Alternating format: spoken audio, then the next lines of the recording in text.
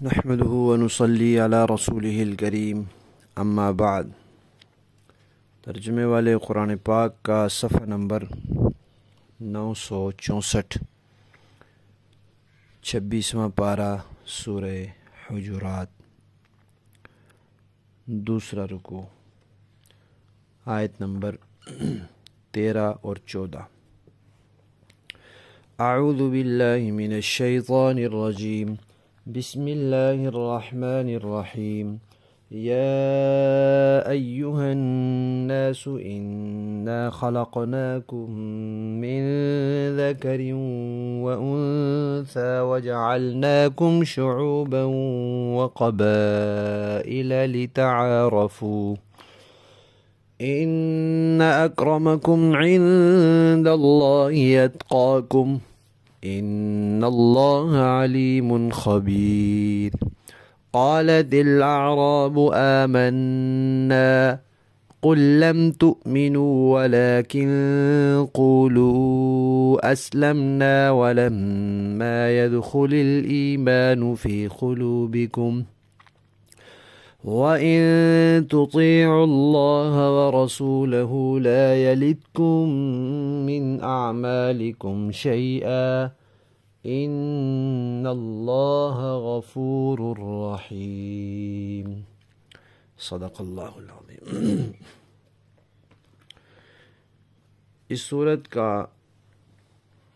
تعارف جو بتایا گیا تھا اس میں یہ بات عرض کی گئی تھی کہ سورت کا جو موضوع ہے معاشرتی آداب سے متعلق ہے کہ معاشرے کو کیسے سنوارا جائے، کیسے سدھارا جائے، کیسے معاشرے کی اصلاح ہو اور معاشرے میں خیر اور بہتری کیسے رہے۔ تو وہ خرابیاں بیان کی جن سے معاشرے میں بگاڑ آتا ہے۔ گزشتہ 2 آیات میں 6 خرابیاں بیان کی۔ اب ان کا سبب بیان کیا جا رہا ہے کہ یہ خرابیاں کیوں ہوتی ہیں۔ خرابیاں کیا تھی؟ غیبت کرنا، طعنے دینا وغیرہ۔ تو کہا اکثر جو اس کا سبب ہوتا ہے وہ فخر، تکبر، غرور، اپنے آپ کو بڑا سمجھنا اور دوسرے کو حقیر سمجھنا، یہ سب ایک سبب یہ ہوتا ہے۔ اور اس میں لوگوں کے ذہن میں جو تصورات ہیں وہ خاندانی نسبت سے اپنے آپ کو اونچا سمجھتے ہیں، ذات پات پر فخر کرتے ہیں، قوم قبیلے پر فخر کرتے ہیں۔ تو فرمایا کہ یہ جو قومیں اور قبیلے ہیں یہ تو ہم نے پہچان کے لیے بنائے ہیں، یہ کوئی فخر کرنے کے لیے یا ایک دوسرے کو اونچا نیچا دکھانے کے لیے یا کسی کی عزت اور شرافت کی نشانی بنانے کے لیے نہیں ہے کہ جو اس قوم سے تعلق رکھتا ہے وہ معزز ہے، وہ شریف ہے، وہ اونچا آدمی ہے، اور جو کسی دوسری قوم سے تعلق رکھتا ہے وہ معزز نہیں ہے، وہ اونچا نہیں ہے۔ تو بڑائی جتانے کے لیے یہ رشتے، یہ قوم قبیلے نہیں بنائے۔ جیسے شہر کی آبادی کو مختلف محلوں اور علاقوں میں پہچان کے لیے تقسیم کیا جاتا ہے تاکہ پہچان آسان ہو جائے کہ فلاں شہر میں تو رہتا ہے، اب اتنا بڑا شہر ہے، اس کے کون سے علاقے کون سے محلے میں رہتا ہے۔ پھر محلے کی گلیوں کے نمبر بھی رکھے جاتے ہیں کہ گلی نمبر فلاں، گلی نمبر فلاں، تاکہ پہچان آسان ہو جائے۔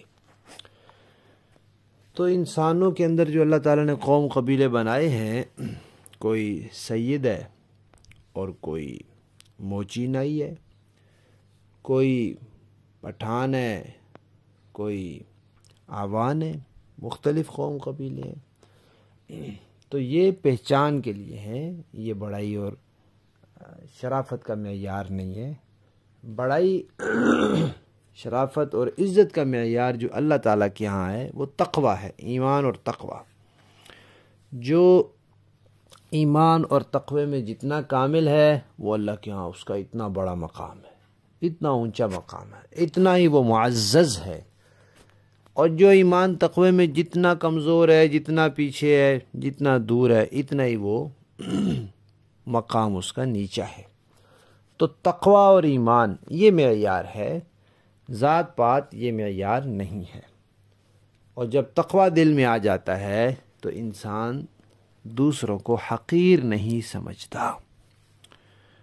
تو لہذا یہ جو ہم نے معاشرتی خرابیاں بتائی ہیں، ان خرابیوں کے اس سبب کو دور کرنا چاہیے کہ تقوی اختیار کرنا چاہیے تاکہ یہ خرابیاں خود بخود دور ہو جائیں۔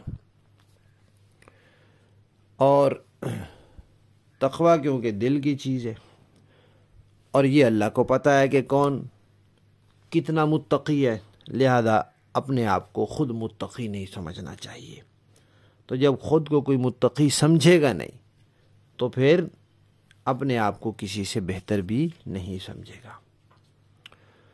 دوسری بات یہ بتلائی کہ ایمان تو کہتے ہیں دل سے ماننے کو، سچے دل سے تمام عقائد کے اپنا لینے کو ایمان کہتے ہیں۔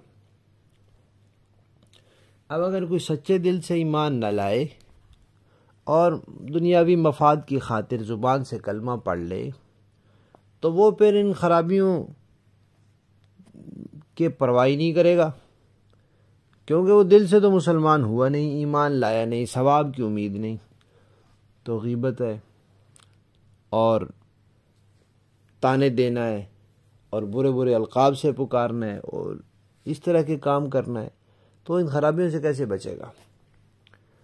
لہذا پکے سچے مسلمان بنو تاکہ تمہارے دل میں اللہ اور اس کے رسول کے حکم کی وقعت ہو اور پھر ان خرابیوں سے تم بچو اور معاشرے کی اصلاح ہو۔ یہ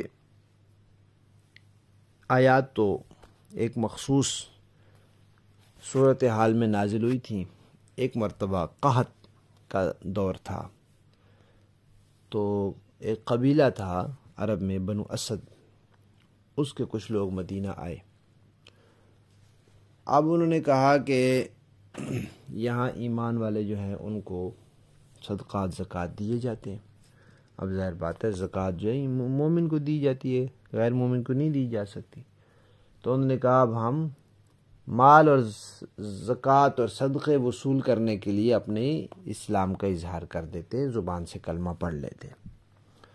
اب ایک تو انہوں نے زبان سے کلمہ پڑھا اور دل سے ایمان نہیں لائے۔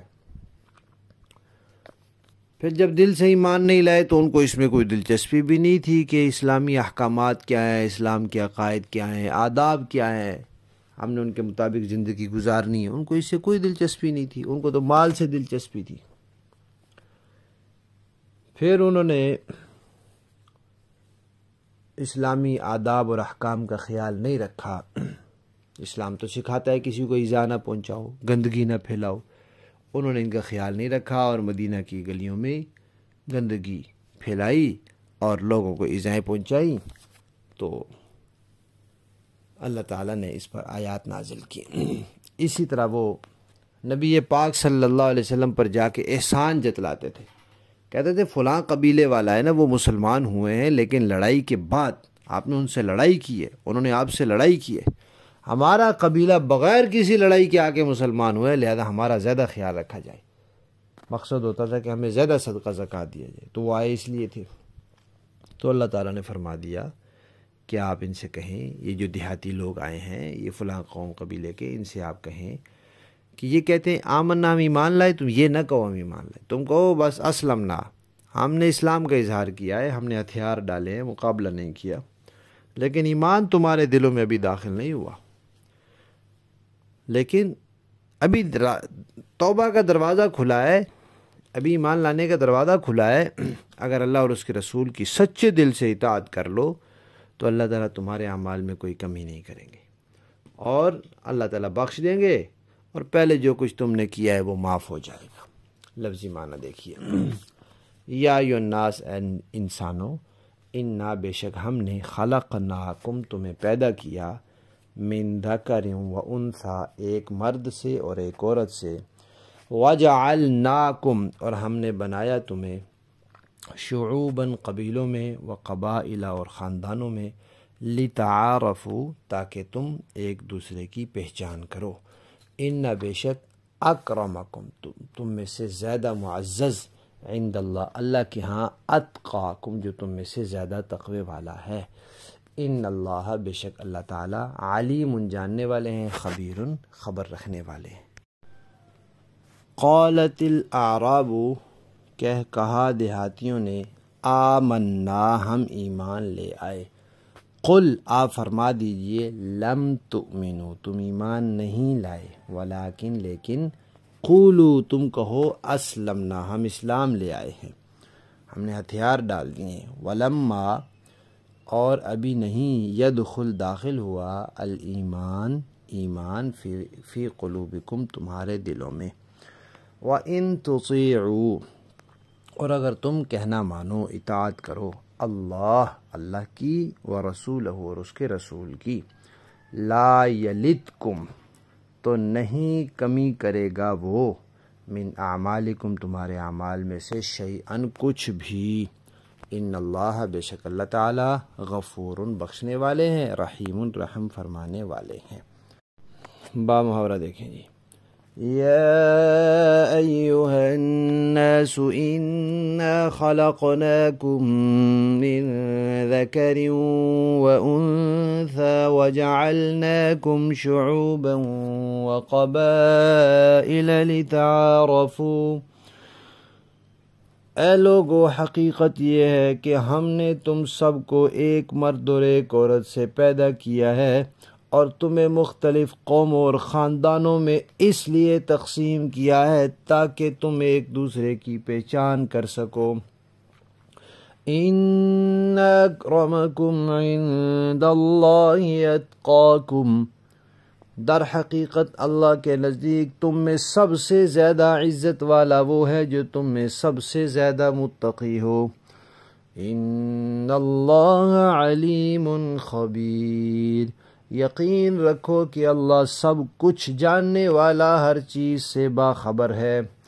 قالت الاعراب آمنا یہ دیہاتی کہتے ہیں کہ ہم ایمان لے آئے ہیں، قل لم تؤمنوا ولكن قولوا اسلمنا ان سے کہہ دیجئے کہ تم ایمان تو نہیں لائے البتہ یہ کہو کہ ہم نے ہتھیار ڈال دیے ہیں، وَلَمَّا يَدْخُلِ الْإِيمَانُ فِي قُلُوبِكُمْ اور ایمان ابھی تمہارے دلوں میں داخل نہیں ہوا، وَإِن تُطِيعُوا اللَّهَ وَرَسُولَهُ لَا يَلِتْكُم مِّنْ أَعْمَالِكُمْ شَيْئًا اور اگر تم واقعی اللہ اور اس کے رسول کی اطاعت کرو گے تو اللہ تمہارے اعمال کے ثواب میں ذرہ بھی کمی نہیں کرے گا، ان اللہ غفور الرحیم یقیناً اللہ بہت بخشنے والا بہت مہربان ہے۔ صدق اللہ العظیم۔